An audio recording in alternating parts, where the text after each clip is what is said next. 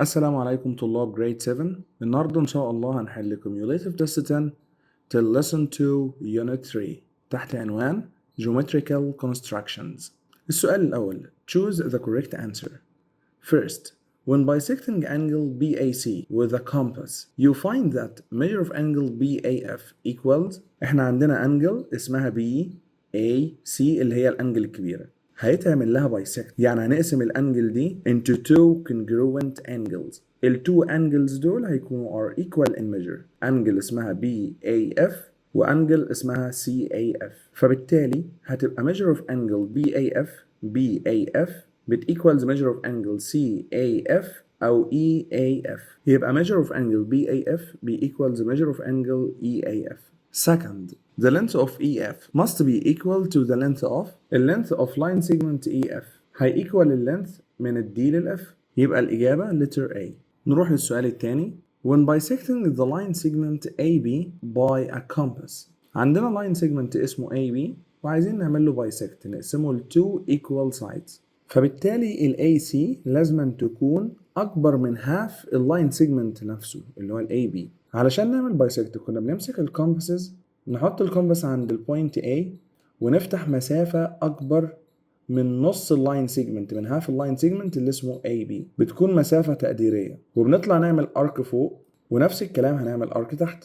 وبنفس فتحة الكومباس هروح عند البوينت B، الفتحة التقريبية اللي هي تقريبا أكتر من half ال AB اللاين سيجمنت كده، الكومباس معدي half اللاين سيجمنت. بنفس الفتحة هنعمل أرك فوق وأرك تحت، ولو وصلنا للستريت لاين يبقى احنا كده رسمنا البايسكتور. فالسؤال هنا بيقول لي علشان نرسم بايسكتور لللاين سيجمنت محتاجين ايه؟ محتاجين ان ال AC تكون أكبر من half ال AB. نروح للسؤال الثالث. عندنا ترابيزيوم الاريا بتاعته 162، نكتب فيها حرف ال A. اللينث اوف its two parallel bases، يعني دي البيس الأولى والرقم الثاني هو البيس نمبر 2. وبيسألني عن الهايت. area الترابيزيوم equals half times B1 plus B2 times الهايت. فيها شبه شوية من area التريانجل مع اختلاف ال two bases. هو مديني الاريا ب 162، هنشيل الاريا نكتب مكانها 162. هنسيب الهاف زي ما هي، B1 ب 17 B2 ب 19 ونسيب الهايت زي ما هو. يبقى ال 162 equals half 17 plus 19 اللي هي 36، كل ده times الهايت. فاحنا عشان نجيب الهايت هنودي كل اللي جنب الهايت ده الناحية التانية بالديفايد. فبالتالي الهايت هي equals 162 divided by half times 36. اللي عايز يودي الناحية التانية بالتايمز من الأول عادي، واللي عايز يجيب half 36 وبعدين يودي بالديفايد برضو عادي. هنحسبها على الكالكوليتر تطلع الانسر 9. يبقى الإجابة 9 yards. نروح للسؤال الرابع. لما يقول لي يا شباب subtract حاجة from حاجة بنبدأ بالتانية الأول. في السؤال هنا بيقول لي subtracting A plus B all to the power 2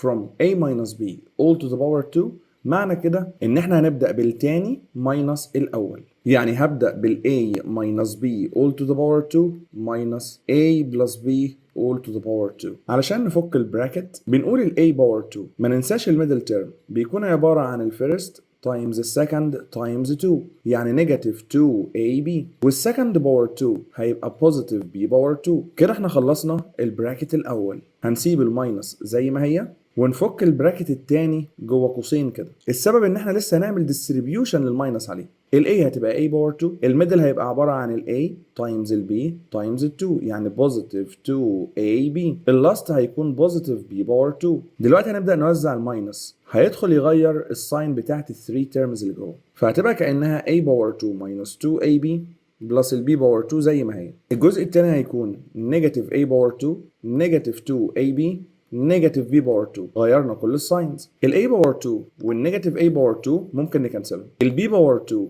والنيجاتيف B باور 2 برضه هيكنسلوا. ما عادش باقي غير نيجاتيف 2AB ونيجاتيف 2AB. خسران 2AB وكمان خسران 2AB، يعني ستيل خسران 4AB. الإجابة letter C. حل آخر. subtracting from بنعكس، يعني هنبدأ بالتاني ماينس الأول. تعالوا نفك البراكت التاني، هيبقى A باور 2 minus 2AB بلس ال B باور 2 ونكتبه هنا كده. تعالوا نفك البراكت التاني، هيبقى A باور 2 بلس 2AB بلس ال B باور 2 نكتبه تحته هنا كده ونعمل لهم ماينس، مع مراعاة ان احنا كتبنا البراكت التاني الأول والبراكت الأول بعديه. ده هيبقى نيجاتيف ده هيبقى نيجاتيف، ده هيبقى نيجاتيف. هنكنسل البوزيتيف a باور 2 مع النيجاتيف a باور 2. هنكنسل البوزيتيف b باور 2 مع النيجاتيف b باور 2. خسران 2ab وخسران 2ab يعني خسران 4ab. نروح للسؤال الخامس. What is the inequality that expresses that the temperature x is less than 30 degree? Less than 30 degree يبقى ال x less than 30 degree اللي هي letter A. سؤال سهل. تعالوا نروح ل question 2. السؤال الثاني بيقول لي draw angle ABC of measure 110 degree. Then bisect it using a ruler and a compass with bisector BD showing the steps of the solution. يبقى احنا كده هنحتاج البروتراكتور وهنحتاج الكومباس وهنحتاج الرولر. هنرسم اي سايد كده بحيث ان احنا نعمل عليه الانجل اللي هي 110 ديجري. هنجيب البروتراكتور وهنبدا نعمل كاونت من جوه كده من هنا. هو عايز الميجر 110 ديجري يبقى نبدا من اول الزيرو من جوه الانجل 0 10 20 30 40 لحد ما نوصل لل 110. هنعمل بوينت هنا كده ونوصل من عند الفيرتكس من هنا لحد البوينت دي. يبقى احنا كده كونا الانجل ال 110 ديجري. دي كده الانجل اللي الميجر بتاعها 110 ديجري. شكرا يا بروتراكتور. ويلا بينا نعمل بايسكت. علشان نعمل بايسكت هنحتاج الرولر والكومباس. الانجل دي كان اسمها ايه يا شباب؟ اسمها A B C. الحرف اللي في الميدل هيكون هو الفيرتكس اوف ذا انجل اللي هو البي. يبقى كده نقدر نقول ان اسمها A B والسايد ده كده من عنده C. هنفتح الكومباس اي فتحة عادي جدا وهنبدأ نعمل ارك كده بحيث ان الارك intersect ال two sides of the angle في بوينت موجودة هنا كده وبوينت فوق هنا كده. وهروح من عند البوينت اللي هنا بأي فتحة للكومباس. يفضل ان احنا نعمل ارك في الميدل، يعني الانجل بي هتمشي كده، فاحنا عايزين نخلي الارك هيحصل له intersection في المنطقة دي كده. تاني يا شباب، هنجيب الكومباس وهنحطه عند البوينت هنا وهنعمل ارك بحيث ان هو يكون قصاد السنتر اوف ذا انجل. وبنفس فتحة الكومباس هنروح عند البوينت التانية ونعمل ارك تاني بينترسكت الارك الاولاني. ومن عند الانترسكتنج بوينت هنوصل كده. الري ده هو ايه اللي عليه فوق؟ ان اسمه راي بي دي، يعني هنحط اي بوينت هنا ونسميها دي. فدلوقتي احنا معانا بايسكتور اسمه BD هيقسم ال 110 degree ل two angles are equal in measure. الانجل اللي هنا هتكون 55 degree والانجل التانية 55 degree. نروح للسؤال الثالث. بيقول لي في السؤال الثالث draw triangle ABC. تعالوا نكتب الجيفن هنا كده. اول جيفن بيقول لي ال AB بتيكوالز 6 سنتيمتر. تاني جيفن ال BC بيكوالز 5 سنتيمتر. تالت جيفن measure of angle B بيكوالز 70 degree. لما تيجوا ترسموا تراينجل يا شباب دايما ابدأوا بالسايد الكبير بحيث ان هو يكون البيس. هنا ال 6 سنتيمتر هي اكبر سايد فهنبدأ بيها كأنها هي البيس. يبقى هنبدأ اول حاجة باللاين سيجمنت اللي اسمه AB. هنقف على السطر كده ونرسم 6 سنتيمتر وهنسميها AB. تاني خطوة هنرسم الانجل. measure of angle B equal to 70 degree. عشان نرسم الانجل محتاجين البروتراكتور. هنحط البروتراكتور عند الانجل B بحيث ان السنتر يكون عند البي كده هنا واللاين بتاع الزيرو ماشي مع اللاين بتاع اللاين سيجمنت. وطبعا هنبدأ نعد من عند الانجل من جوه. عايزين 70 degree فهبدأ من الزيرو اللي هنا مش من ال 180. 0 10 20 30 40 لحد ما اوصل لل 70. ال 70 هنا كده اللي هي قصاد ال 110. هنوصل اي راي كده معدي من على التو بوينتس دول ويبقى احنا كده كونا انجل مقدارها 70 degree. تالت خطوة ان احنا نرسم البي سي اللي هو ب 5 سنتيمتر. يبقى احنا كده مش محتاجين البروتراكتور دلوقتي. في ناس بتجيب الرولر وبتقيس كده 5 سنتيمتر وتقوم قايله خلاص يبقى هنا السي. ولكن الحل الأصح إن احنا نجيب الرولر والكومباس ونفتح بالكومباس كده 5 سنتيمتر. هنقف عند الفيرتكس اللي اسمه بي وهنعمل ارك كده هنا. الارك ده بيتانترسكت مع الراي عند بوينت هنا اسمها سي على بعد 5 سنتيمتر.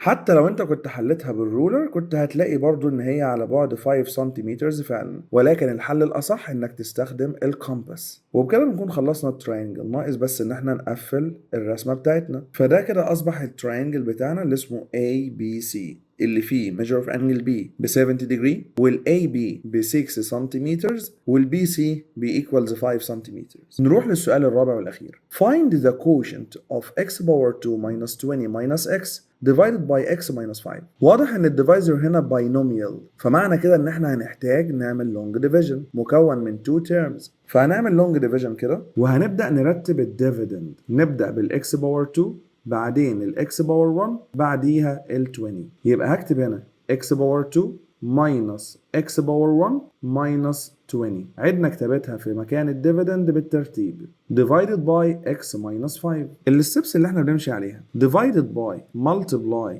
subtract drop down اللي بنقول عليها الترافيك لايت. هبدأ من أول الإكس باور 2 divided by الإكس. الفيرست divided by الفيرست. الإكس هتتكنسل مع الباور يتبقى لي إكس واحدة، فهنكتب فوق هنا إكس. خلصنا خطوة الديفايدد باي. الخطوة اللي عليها الدور هي المالتيبلاي. هنبدأ نعمل الإكس دي تايمز الإكس وتايمز النيجاتيف 5. إكس تايمز إكس اللي هي إكس باور 2. إكس تايمز نيجاتيف 5 بنيجاتيف 5 إكس. خلصنا خطوة المالتيبلاي. الخطوة اللي عليها الدور سبتراكت. هنعمل ماينس ليهم، ده هيبقى بالنيجاتيف وده هيبقى بالبوزيتيف. الفيرست لازم يتكنسل مع الفيرست. خسران اكس وكسبان 5 اكس يعني ستيل معايا 4 اكس. خلصنا خطوة السبتراكت. الخطوة اللي عليها الدور هي الدروب داون. هندروب داون النيجاتيف 20. خلصنا الدروب داون ريبيت اجين. هناخد الفيرست تيرم divided by الفيرست تيرم 4x divided by x. الاكس هتتكنسل مع الاكس يتبقى لي ال4 يبقى هكتب فوق هنا كده بوزيتيف 4. خلصنا الديفايدد باي اللي عليه الدور ملتبلاي 4 تايمز الاكس و4 تايمز النيجاتيف 5. 4 تايمز اكس اللي هي ب 4x. 4 تايمز نيجاتيف 5 بنيجاتيف 20. الخطوه الجايه هنعمل ماينس. البوزيتيف يبقى نيجاتيف والنيجاتيف يبقى بوزيتيف. هنلاقي ان ال 4x تتكنسل مع النيجاتيف 4x والنيجاتيف 20 تتكنسل مع البوزيتيف 20 وبالتالي الكوشنت هيكون x بلس ال 4. وبكده نكون خلصنا سيشن اليوم والسلام عليكم ورحمه الله وبركاته.